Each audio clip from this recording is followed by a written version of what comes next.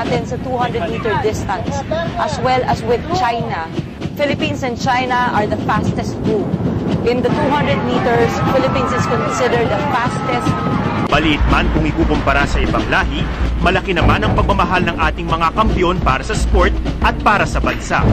Matapos ang mga pagsubok, bilang galing sa pagsagwa ng kanilang napatunayan, ipinamalas din nila ang kakaibang tibay ng Pinoy. Siguro dahil sa sanay tayo sa hirap, siyempre Pinoy tayo, normal sa isang sundalo eh. Nakakapag-adapt tayo sa mga problema, nasusolusyonan natin.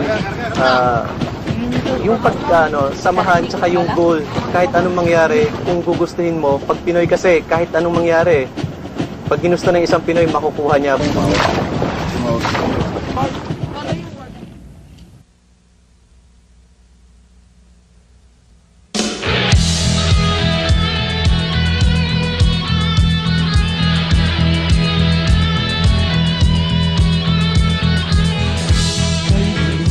Kay ginaw sa kalawakan ng dagat. Lakas kong tumiyaw, parang galit na hangin na bagat. Ngunit buo ang puso mong ang daluyong ay susuko. Magkasama tayo, tatahimik ay hahanapin.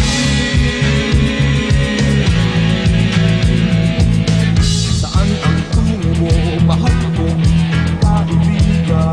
Saan sa sadyang hanap mo, katahimik? Basta tayo'y magkasama, laging sasabayan.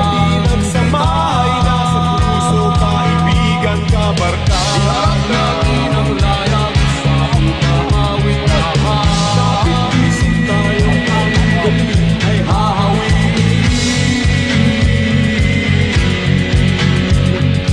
Dahon ng damo,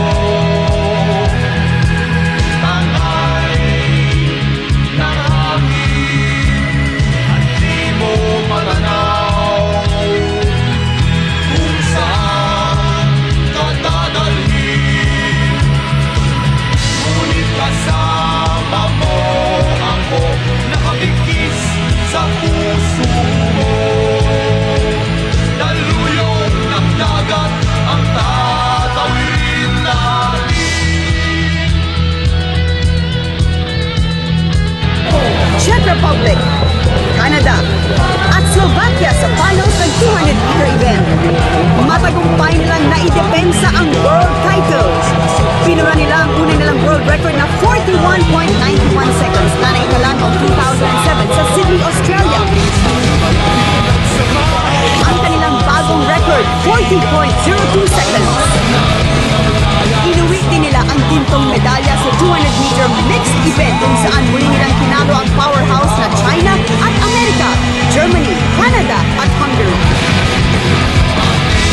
Sa kanilang panalo, ipinakita nila na walang makakadaig sa mga Pinoy sa pagsagwan. Ating tatawirin, daluyong ng dagat. Pagkakasama mo ako, iisang panganayo. Ano man ang bitiin ay makakamtan natin.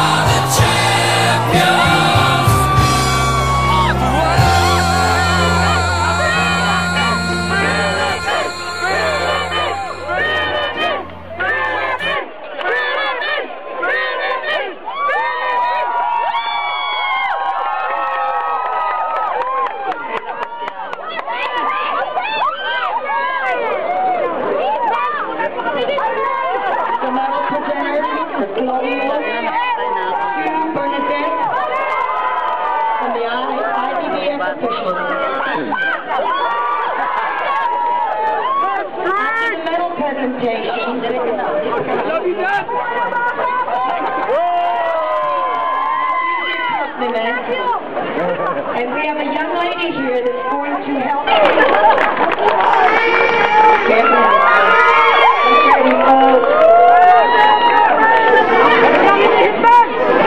And in first place.